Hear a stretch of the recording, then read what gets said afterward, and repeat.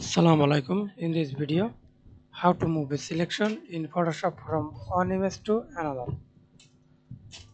Okay, let's see image 1 and image 2. I selection I selected to this image example.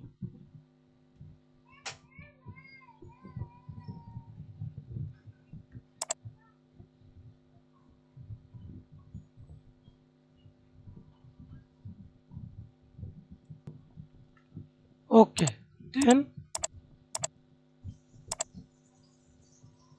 hold alter remove selection example, then move selection another, cross it, press Ctrl T, resize, hold shift. That's it. Thanks for watching video. Please subscribe to my channel, like, comment, share.